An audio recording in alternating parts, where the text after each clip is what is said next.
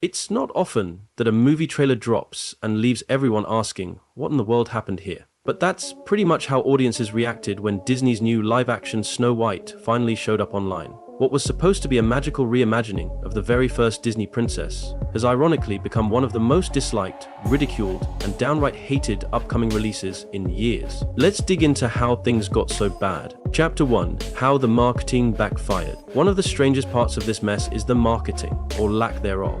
Normally, for a big Disney movie, you'd expect these grand announcements and trailers splashed all over social media, but with Snow White, Disney seemed practically allergic to promotion. The official trailer was tucked away in a handful of theaters for about a week. Blink and you missed it. A leaked recording became our first real look, and almost like the studio hoped no one would notice. When Disney finally had to put the trailer on YouTube, the like-to-dislike ratio told a brutal story. Comment chapters lit up with jokes about how this ad revenue might out-earn the film itself, because nobody would even pirate the thing. It's rare to see Disney fumble a rollout so badly. Some folks believe the studio realized early on it had a dud on its hands and tried to keep the hype and the mockery to a minimum. Others think it was just a bizarre strategy mishap. Either way, it didn't work. Chapter 2. The patchwork of two stories. From the little we've seen, the movie itself looks like it's torn between two contradictory concepts. On one hand, you have the beloved 1937 classic Rose Red Lips, Dwarfs, Apples, the works. On the other, there's this modern spin that feels jarringly out of place. Instead of a heartfelt homage, it seems like they're forcing a powerful, independent Snow White narrative while half remembering the original fairy tale. Audiences are left wondering, does the evil queen still disguise herself as the old hag? Or is the plot completely off the rails? Everything from the forest animals to the dwarfs, more on that later, seems oversaturated or just off. The animals look like plush toys and the sets look suspiciously like green screens. It's all so glaringly fake that you wonder where the colossal budget even went. It's like they tried to blend the old and new, but forgot to make them mesh. The result is a film that, based on the trailer, doesn't know what it wants to be or who it's trying to please. Chapter 3. The Dwarf Dwelling Club. If you recall, there was an uproar when the first set photos leaked, showing something that looked less like 7 dwarfs and more like a band of random medieval LARPers.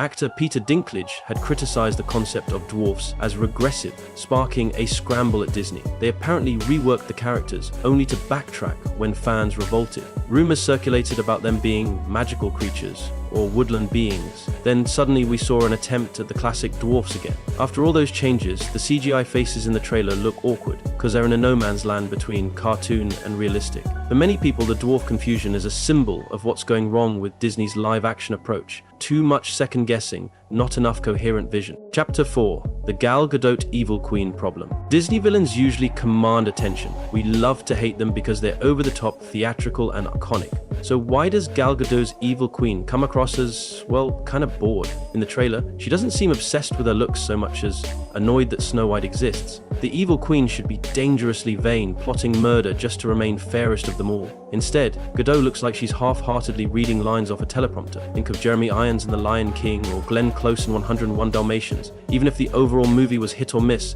their villains stole every scene. Here, the main question is whether Gadot's queen could fade into the background altogether. Chapter 5. The Rachel Zegler Controversies. Rachel Zegler's casting of Snow White initially seemed promising. She's got the vocal chops after all. Then came the interviews and social media moments that rubbed a lot of fans the wrong way. In several clips, she appeared to mock the 19th film, calling it dated or implying Snow White was basically a doormat. That struck a nerve with die-hard Disney fans who grew up adoring the classic. We didn't even see, but I saw the logo and I went, that's my name, Snow White's up there, and I cried my eyes out.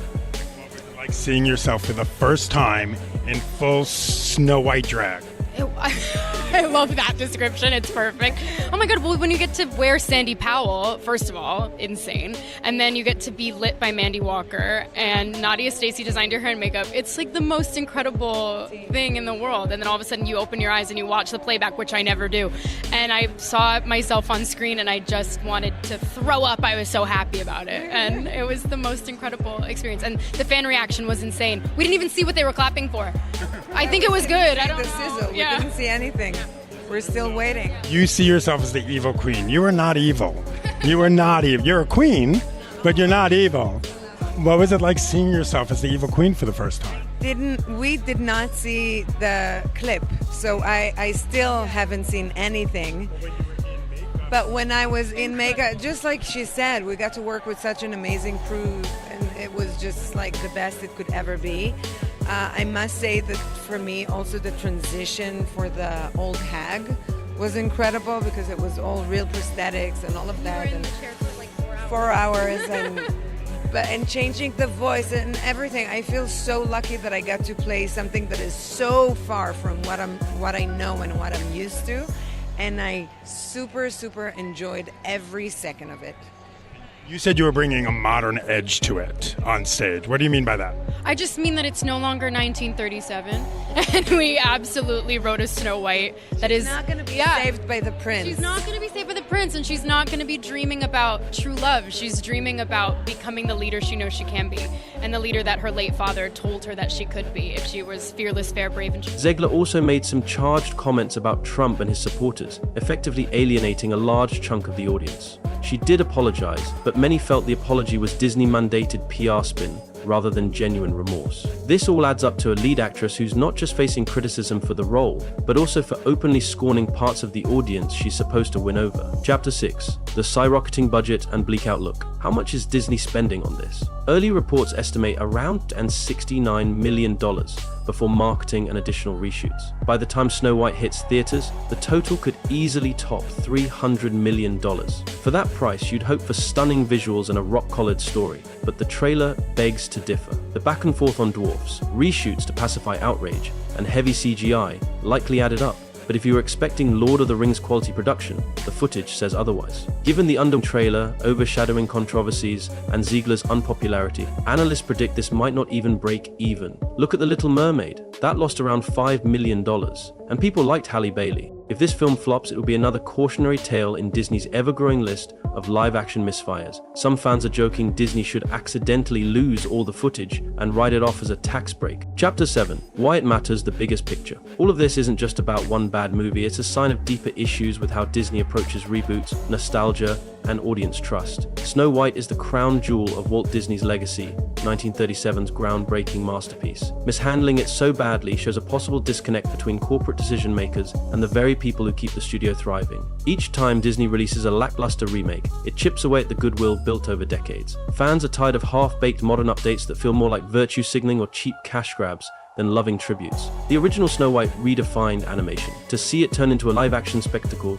lacking heart or quality CGI can feel like a betrayal of that history. Maybe we're at a tipping point. People want adaptations that respect the source material while thoughtfully updating certain elements, not movies that toss the past out the window in favor of tired CGI and soulless rehashes. If there's one silver lining, it's that this fiasco is sparking real conversations about what we value in storytelling. Is Snow White doomed to be one of the biggest flops in Disney history? Could it possibly surprise us? We'll find out when it finally hits theaters, or maybe we already know how this story ends. Either way, it's a sobering reminder that nostalgia can't fix everything, and fans won't stick around for careless remakes forever. What do you think? Comment below. I want to know your opinion about this matter. If you enjoyed this video, make sure you hit the like button, and also don't forget to subscribe to our channel for more of these kinds of videos. Thanks for watching.